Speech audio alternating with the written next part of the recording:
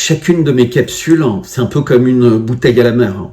C'est-à-dire que j'essaye pas de préparer, d'être pile poil dans l'actualité, dans les informations qui vont attirer le plus d'intérêt le plus rapidement possible, les formules choc, même si j'essaye évidemment pour faire un peu œuvre de pédagogie, disons, d'utiliser des formules ou des mots qui vont porter et qui seront à même de vous aider chaque semaine à être plus en ligne avec vous-même, avec vos convictions et avec vos idées. Puisque c'est véritablement ça l'objectif de ces missiles que j'envoie, entre guillemets, dans mes lettres d'information. Et j'utilise le mot missile ou le mot missive ou le mot newsletter. En fait, tout est à propos. Pourquoi missile ? Alors que la première fois, j'avais utilisé le mot flèche aiguisée. Et bien parce que j'ai l'impression que aujourd'hui, une flèche, c'était dans le cadre d'un débat entre deux personnes, et qu'il y avait des personnes qui observaient, qui pouvaient voir et qui pouvaient en tirer une leçon personnelle et se grandir. Il n'y avait pas besoin d'impliquer, entre guillemets, toute la société civile. C'était les guerres à l'époque des chevaliers. Donc il y avait un champ de bataille qui était relativement loin des villes, et la guerre avait lieu. Elle était horrible comme toutes les guerres. Il y avait des morts, il y avait du sang, mais les civils étaient autant que possible épargnés. Évidemment, c'était pas toujours comme ça, loin de là. Et il y avait chez certains toujours cette volonté de faire souffrir les femmes et les enfants. Et pas du tout comme victime collatérale, mais vraiment comme cible. Et il y a qu'à regarder les guerres à ce qui s'appelle aujourd'hui les États-Unis, donc en Amérique du Nord, contre les Indiens. Et on se rappelle tous ces villages qui étaient détruits un par un et qui provoquaient cet exode de plus en plus jusqu'à parquer les Indiens et jusqu'à finalement les faire complètement disparaître dans les maladies, dans l'alcoolisme, etc. Et parfois j'ai l'impression que l'histoire se répète aveuglément. C'est-à-dire que les Américains regrettent et essayent de payer vis-à-vis des Indiens, alors en leur offrant la possibilité d'avoir des casinos. Donc c'est quand même un comble, c'est-à-dire que on leur permet de devenir riches en rendant d'autres personnes pauvres, en rendant d'autres personnes dépendantes, en intégrant de plus en plus en fait la possibilité de jouer, et qui est une forme de drogue, qui est une forme d'opium, et qui est encore une fois un moyen de créer une dépendance avec les gens. Et donc c'est un cycle véritablement terrible. Il y a des gens qui disent qu'il y a n'importe quel psychologue, mais des cartoonistes, et puis toute personne qui est un tant soit peu logique, disent « Mais si vous perdez toute votre famille, que vous les voyez être massacrés sous vos yeux, évidemment, il peut y avoir en vous, et c'est naturel, un sentiment de haine, un sentiment de vengeance. Et le rôle de la société, c'est d'apprendre aux gens à dépasser ces sentiments pour arriver à un stade supérieur d'humanité. C'est-à-dire que se dire, oui, dans notre monde, il y a des gens qui sont des psychopathes, sanguinaires, horribles, abjects, mais le piège, c'est de rejoindre, entre guillemets, ce monde. Et c'est pas parce que sur les médias, tout le monde essaie de justifier la possibilité de vengeance, la possibilité de se défendre, la possibilité d'éradiquer des animaux humains, même la fierté de dire, regardez, on va faire ce que tout le monde devrait faire chez lui. Et donc on a des comparaisons abjectes avec les banlieues françaises, et puis comme par hasard, juste de façon synchronisée, on a des attaques terroristes. Enfin, on a l'impression de vivre dans une mauvaise série Z. Je vous rappelle, juste à titre indicatif, qu'il y avait eu un attentat terroriste par un musulman qui s'était attaqué à des bébés dans un parc à Annecy. On n'entend plus du tout parler. On n'a plus du tout entendu parler de procès. J'ai posé la question plusieurs fois et le tweet a été retweeté des milliers de fois et vu par plus de 300 000 personnes. Aucune réponse. Personne ne sait dire où on en est. L'incendie de Notre-Dame, pareil. La raison pour laquelle les États ont signé des contrats pour acheter et contraindre à l'injection des millions, des centaines de millions de personnes, alors que les contrats stipulaient clairement, petit 1, qu'il n'y avait aucune garantie d'efficacité, petit 2, qu'aucune étude, essai clinique sérieux n'avait pu être menée, petit 3, qu'il suffisait de poser la question aux responsables scientifiques des laboratoires en question pour dire attendez, nous on avançait au fil de la musique, mais qu'est-ce qui faisait qu'un certain nombre de personnes encourageaient ça et en même temps décourageaient d'autres choses et censuraient toute personne qui voulait sortir de son narratif. Et c'est vraiment là le sujet de cette courte capsule, et j'en ferai une autre un peu plus tard dans la journée qui sera plus longue. Cette courte capsule, c'est véritablement sur la censure et l'arsenal juridique.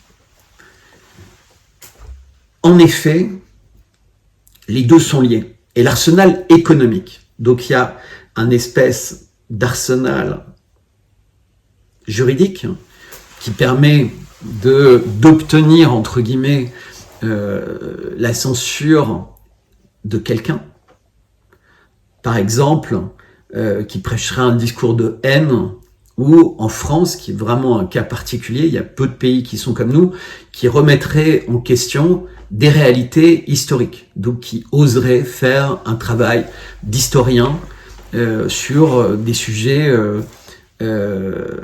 interdits. Donc, ça, c'est une forme de censure. Alors, ça n'existe pas dans d'autres pays, donc ils ne doivent pas avoir le même niveau d'évolution que la France, mais en tout cas, chez nous, ça existe. Il y a la censure par la pression sur les réseaux sociaux. C'est-à-dire que les réseaux sociaux, alors dans un premier temps, ils étaient, comme on l'a découvert avec les Twitter Files, complètement sous la dictée, en l'occurrence du FBI, qui avait un agenda politique. C'est-à-dire que c'était le lieu qui était censé être une place de marché des journalistes citoyens, l'endroit où l'information pouvait être débattue réellement en temps réel, ce qui n'est pas le cas à la télé où on vous impose, entre guillemets, un message.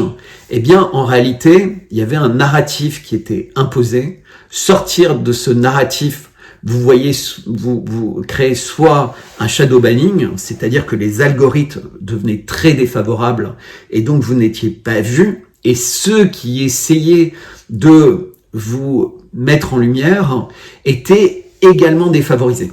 Et c'était pas uniquement le message qui était défavorisé, c'est toute l'existence de votre compte qui était défavorisée.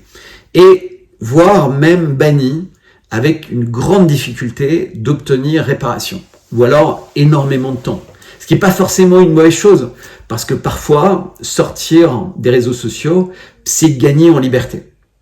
En tout cas, à cette époque-là, c'était considérablement gagner en liberté, parce qu'en réalité, le débat était vicié, et il était totalement corrompu par un certain nombre de personnes. Et corrompu pourquoi ? Parce qu'il y avait aussi le blocage économique. Je vous rappelle qu'une des raisons pour laquelle je n'essaye pas de monétiser, par exemple, ma chaîne YouTube, c'est que si on veut monétiser sa chaîne, il va falloir accepter une censure beaucoup plus forte que la censure dite légale. C'est-à-dire que c'est une forme de censure qu'imposent les annonceurs aux réseaux sociaux.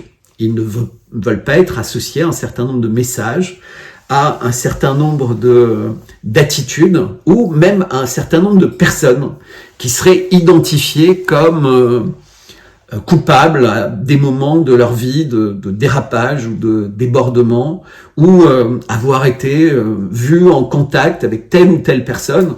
et ce qui serait un élément de preuve de leur faculté à nuire, entre guillemets, à l'image des sociétés qui se retrouveraient par hasard dans une page de pub lors d'un film projeté par les personnes en question.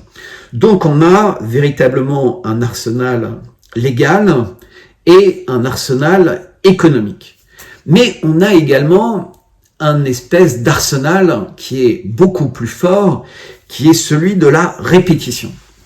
C'est-à-dire qu'on observe à chaque nouvelle crise la répétition à l'infini sur les plateaux télévisés, dans les publicités, à la radio, dans les journaux, du même narratif. On ne peut pas en sortir. Mais habilement, de temps en temps, est laissé quelqu'un qui a vocation à défendre le narratif. Alors en principe, la personne qui est laissée, elle est choisie parce que elle va être assez fragile, elle va facilement s'énerver, s'exciter, et elle va desservir finalement la cause qu'elle défend. Parce qu'en fait, il faut rester calme, il faut rester maîtrisé, il faut rester sur les faits et ne pas se laisser entraîner sur des terrains boueux ou des terrains de l'émotion. Parce que c'est tout l'objectif, c'est de vous faire vous énerver, perdre les pieds, perdre les pédales et éventuellement même quitter le plateau ou devenir insultant. Et ce qui sera, vous le verrez sur le visage des personnes dans le plateau, le signe de leur victoire. Alors on voit, on observe parfois, parce que les monteurs s'en amusent, des petits sourires en coin, genre il s'est fait avoir. Donc on a cette notion de répétition. Mais on a, et ça c'est bien pire, puisqu'on a observé avec le mouvement des fact-checkers, on a aussi cette notion d'étiquetage.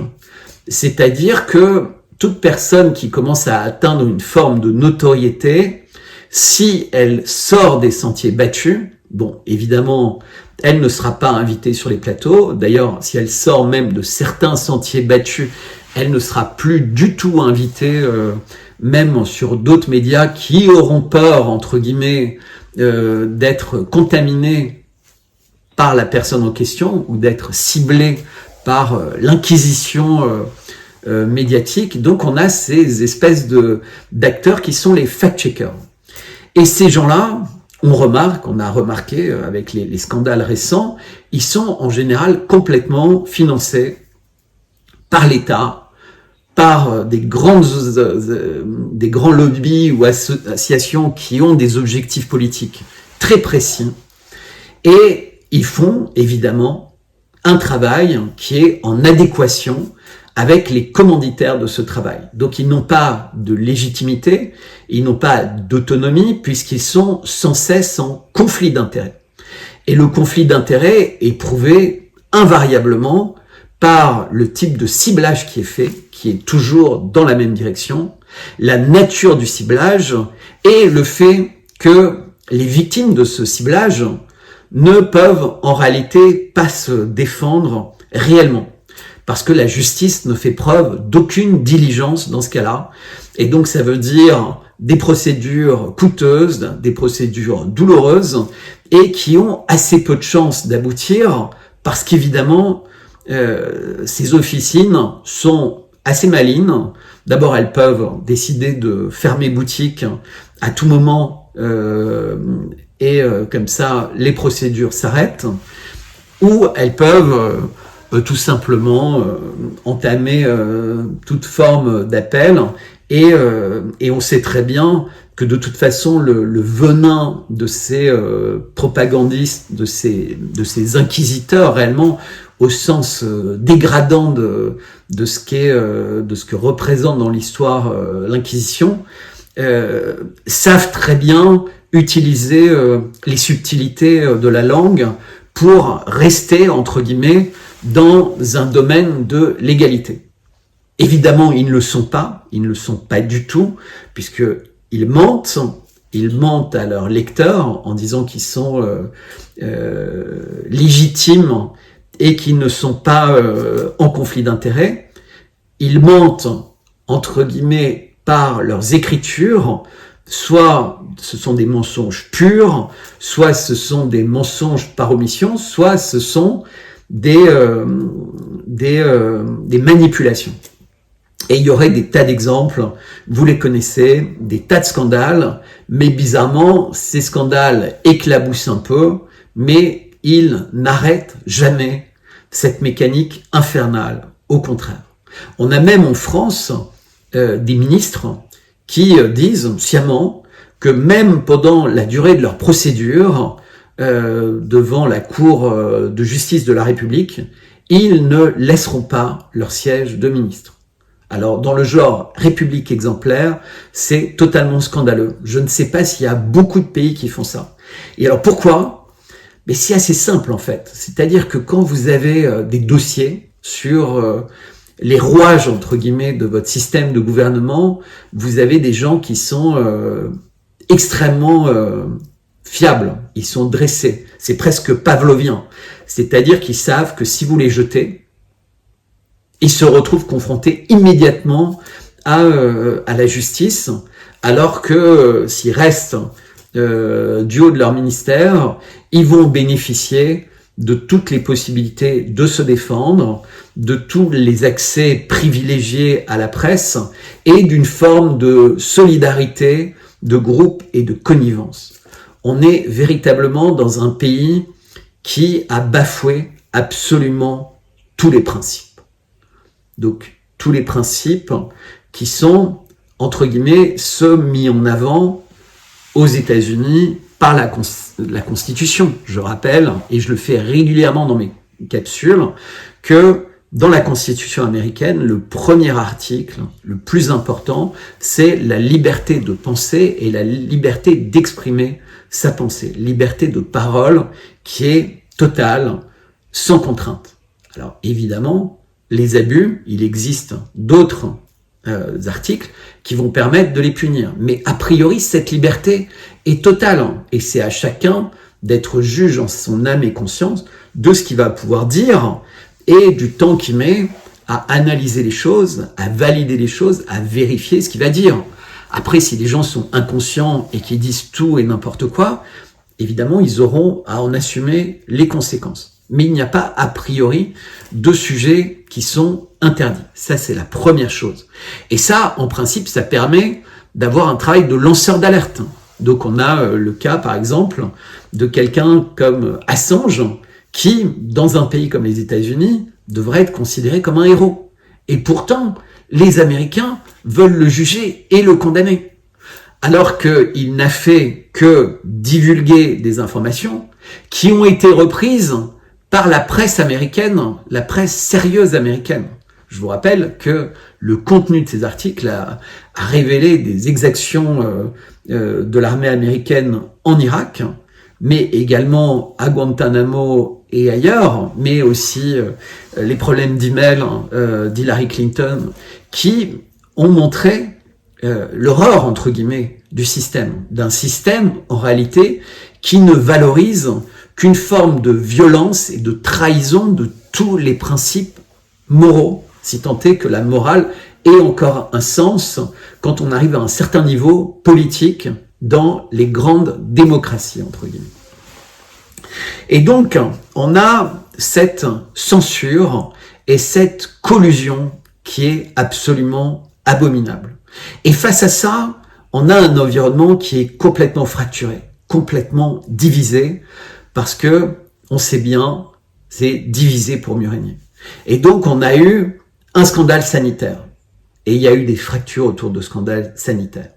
On a un scandale au niveau des marges de l'Europe entre les populations du Donbass qui étaient martyrisées, les accords de Minsk 1 et 2 qui n'ont jamais été validés, et en réalité, la volonté de l'Occident et de l'OTAN d'en découdre avec la Russie. Ça n'a pas marché. Et on observe que ça n'a pas du tout marché. On a un pays, entre guillemets, qui est martyr par défaut, qui est l'Ukraine.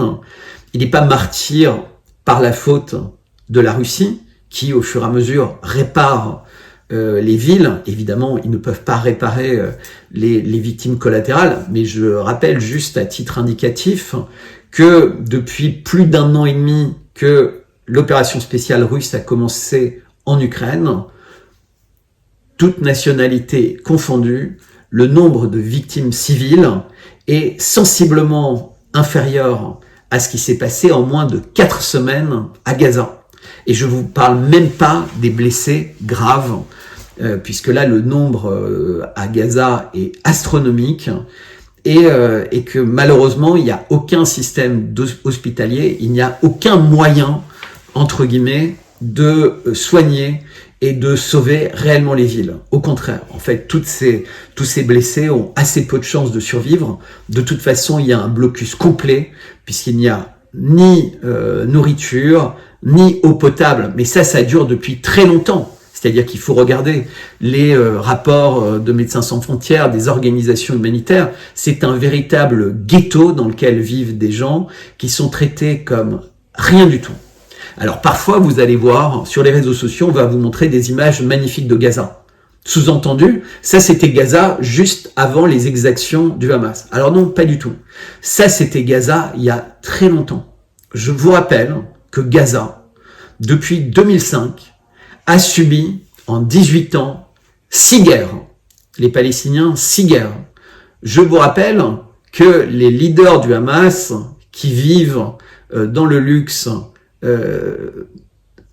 au Qatar, ne sont pas forcément très éloignés dans leur attitude de la stratégie d'Israël. On a énormément de documents qui sont sortis. Il y a à nouveau Wikileaks, Assange, qui croupit dans une prison et qui a une vie cauchemardesque pour avoir mis, entre guillemets, entre les mains des peuples, d'une part des documents utiles, mais surtout nous avoir fait comprendre à quel point le journalisme citoyen et l'engagement, les lanceurs d'alerte, c'était un métier essentiel. Alors moi, je ne suis pas un lanceur d'alerte. Je ne suis pas quelqu'un qui va essayer de trouver des documents ou répéter uniquement des faits. Je suis quelqu'un qui essaye d'analyser les choses dans une perspective longue, dans une perspective large, et de partager et d'échanger avec vous sur cette analyse.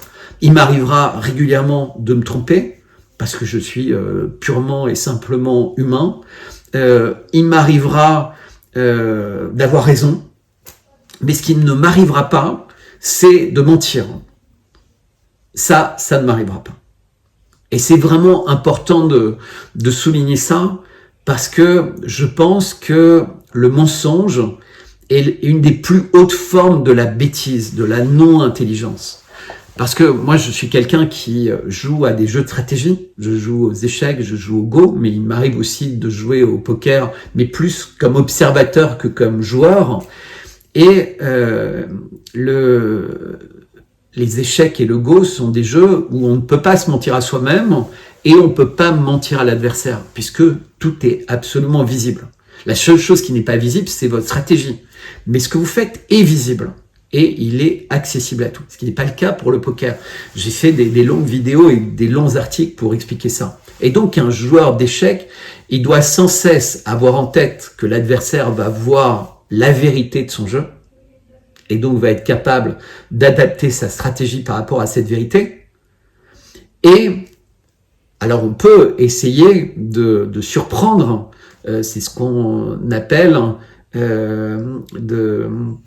Enfin, il y a des astuces aux échecs pour essayer de faire mal jouer l'adversaire en lui offrant en apparence un gain facile qui en fait est un piège qui s'avérera être un gain pour celui qui a accepté de perdre à court terme plus important à long terme. Mais ça nécessite un niveau assez élevé pour y parvenir. Mais ça reste honnête, c'est-à-dire que absolument tout est visible.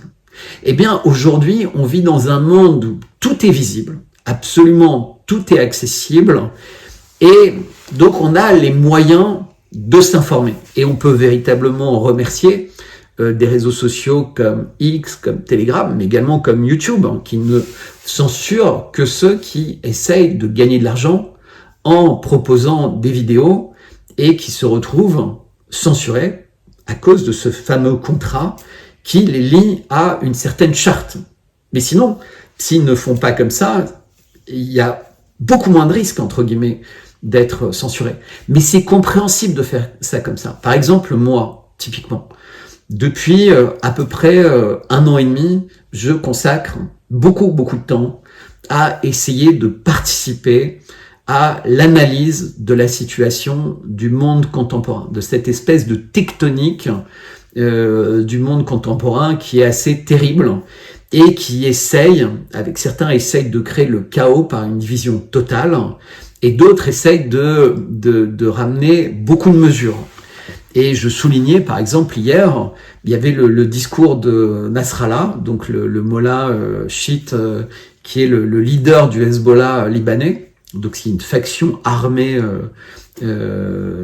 qui est essentiellement au Liban du Sud et qui est, d'une façon générale, considérée comme assez proche de l'Iran. Et donc aussi de la Syrie, même si la Syrie est un pays laïque entre deux voisins chiites. Le leader du Hezbollah était attendu hier, mais en fait il était attendu depuis 4 semaines pour se positionner par rapport à ce qui était en train de se passer à Gaza et éventuellement l'envie d'en découdre de façon plus massive avec Israël. Il a rappelé plusieurs choses. Petit 1, et de façon calme et ferme, il a pensé aux victimes, les victimes qui se comptent par milliers. Ensuite, il a parlé des événements du 7 septembre et il a insisté pour dire, petit 1, nous n'étions pas au courant et l'Iran n'était pas au courant. Ça s'est passé au sein du Hamas et donc forcément au sein d'un Hamas élargi avec des dirigeants qui sont au Qatar et qui sont liés à Israël. J'évoquais tout à l'heure ces documents confidentiels qui sont sortis, qui montrent la stratégie, mais également plein de vidéos qui ressortent, parce que c'est l'avantage de la mémoire d'Internet, et qui indiquent que est-ce que le gouvernement Netanyahou était au courant?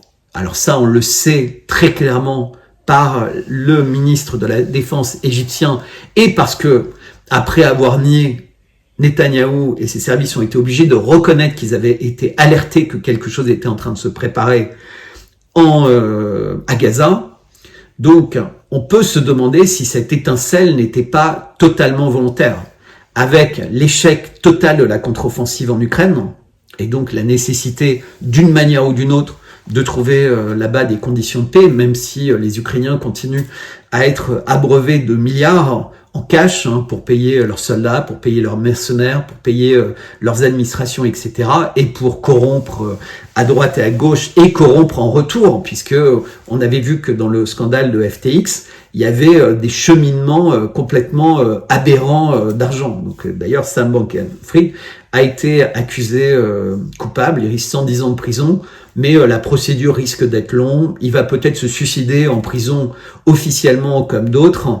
Est-ce qu'on le retrouvera vivant quelques années après? Ce sera un double ou quelqu'un qui ressemble. Tout est absurde en fait. On ne peut plus rien croire. Et on ne peut surtout pas croire les versions officielles. Puisque ce que dit Nasrallah, c'est que la plupart des victimes en Israël du 7 octobre sont des victimes qui sont tombées sous le coup des balles amies, entre guillemets. C'est-à-dire que c'est l'armée israélienne qui, en intervenant pour stopper les terroristes du Hamas qui étaient en train de chercher des otages, mais également de commettre des meurtres sur le chemin, indéniablement, il y a des images, donc il n'y a aucun doute là-dessus, ont été tous tués, que ce soit autour de la rave party, que ce soit dans le kibbutz. Et il y a eu des victimes collatérales. Alors, il peut se permettre de le dire parce qu'il y a de nombreux survivants qui l'ont dit, et il y a des otages qui ont été libérés et qui l'ont dit aussi. Donc, des personnes qui ont vécu en direct ces événements, ce qui n'est évidemment pas mon cas, et ce qui n'est pas le cas de beaucoup de monde. Mais également, on peut s'interroger sur comment est-ce que tout ça était possible. Comment Gaza, derrière des barrières, derrière des murs, avec des capteurs partout, etc., comme ça a été indiqué par d'anciens soldats ou officiers de l'armée israélienne, mais également d'anciennes personnes qui ont travaillé dans les services en disant tout ça est absolument impossible. Et les enquêtes du Haaretz, les enquêtes de Greenwald aux États-Unis, qui est un journaliste d'information, qui a un profil un peu similaire à celui de Hersh, qui avait travaillé sur Nord Stream 1 et Nord Stream 2, ont accumulé un faisceau d'indices, un faisceau de preuves qui crée un doute certain quant à des complicités très fortes qui auraient pu avoir lieu et finalement ouvrir grand les portes à quelques dizaines ou centaines de terroristes du Hamas pour commettre un acte odieux et légitimer en retour la barbarie dont fait preuve le gouvernement Netanyahou par ses paroles et celles des membres de son gouvernement, mais également par les bombes qui frappent de façon indiscriminée des populations civiles déjà exsangues et qui sont véritablement martyrisées et assassinées sous les bombes, quotidiennement, et avec les encouragements répétés de nombreux gouvernements, dont le gouvernement français et le gouvernement américain. Et donc je reviens au thème de la censure.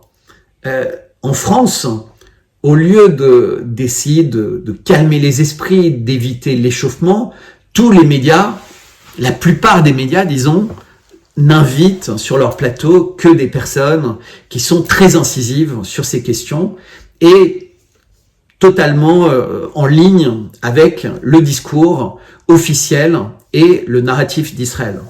Mais en ligne à un point qui est déconcertant, parce que se propage en même temps, et c'est un modèle qui ressemble vraiment à celui du Covid, dans tous les pays du monde, avec les mêmes raffinements, entre guillemets, les mêmes images, les mêmes éléments de langage, les mêmes rhétoriques, et les mêmes attaques contre les personnes qui vont contre ces rhétoriques.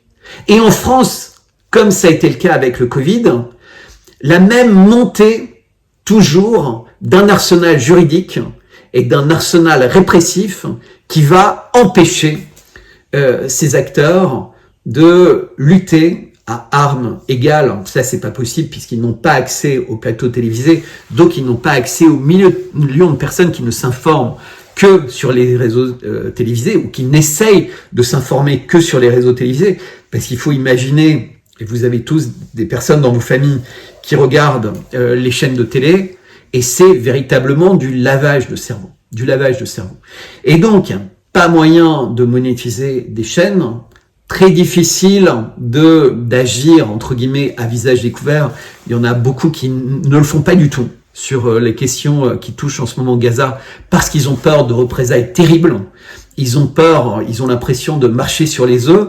Et même ceux qui essayent d'être neutres savent que s'ils ont une certaine aura, ils vont avoir des armées de fact-checkers, d'inquisiteurs qui vont essayer de trouver dans leur vie ou dans leur passé des éléments qui vont permettre de cristalliser des choses très négatives à leur égard.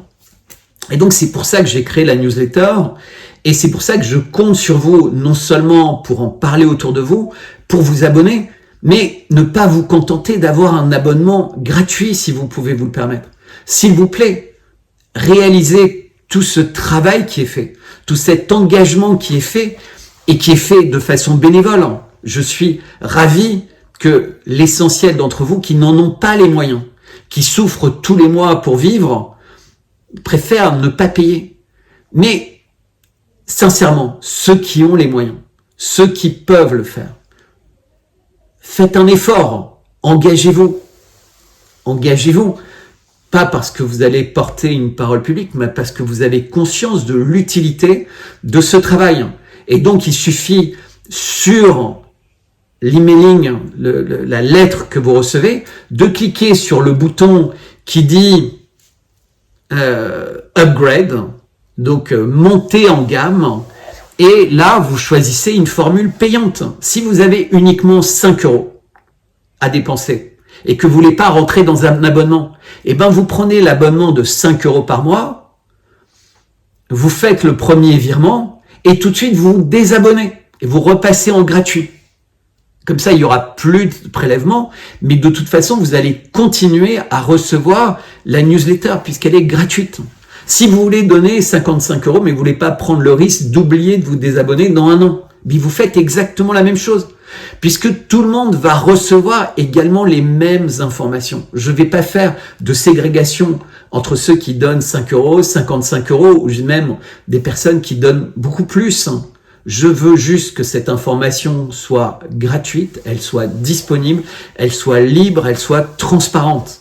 Mais à l'intérieur de ce projet, avec la censure qui va être de plus en plus forte, avec le nécessaire engagement quotidien et fort, et je lis dans vos messages, il y a beaucoup de personnes qui ont besoin de lire et juste de prendre conscience qu'ils sont pas seuls.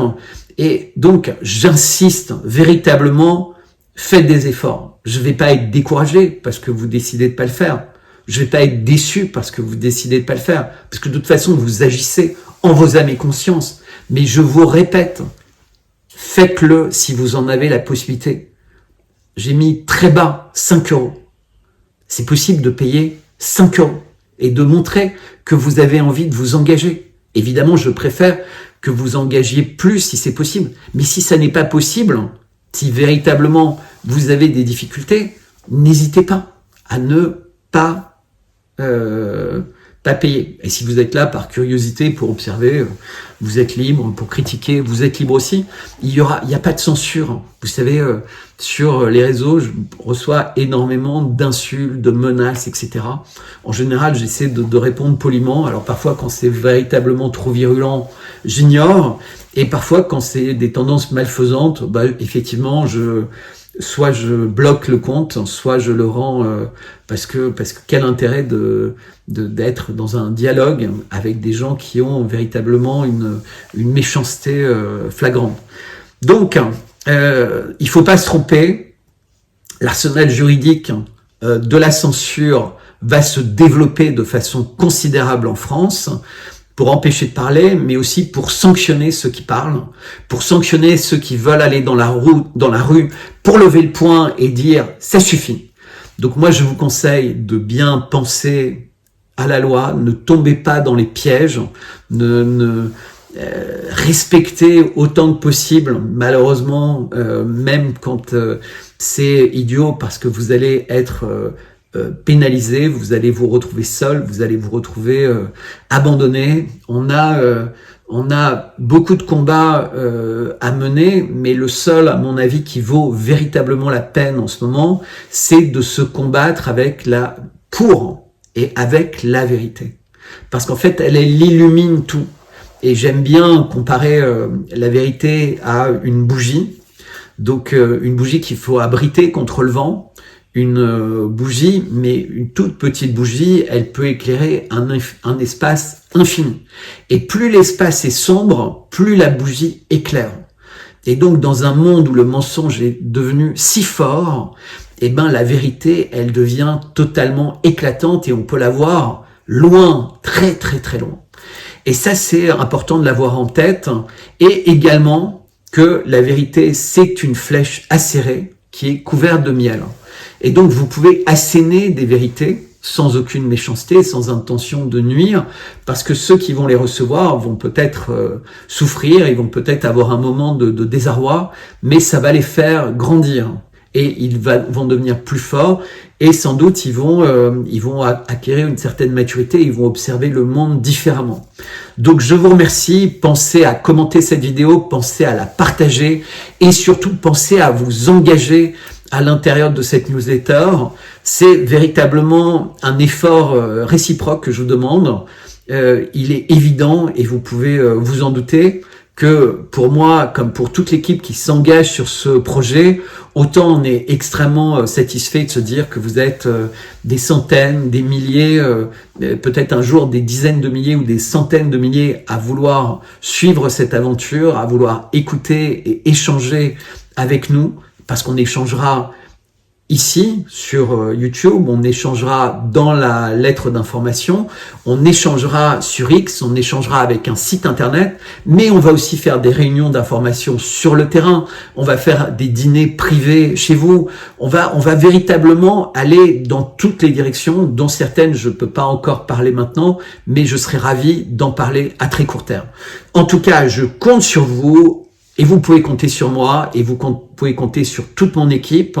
On est avec vous au service de la vérité et on va s'engager de façon libre et humaine. Mais ça ne pourra pas se faire sans votre aide, ça ne pourra pas se faire durablement et ça c'est essentiel parce que on est totalement sans aucun conflit d'intérêt. Aucun conflit d'intérêt. Merci beaucoup.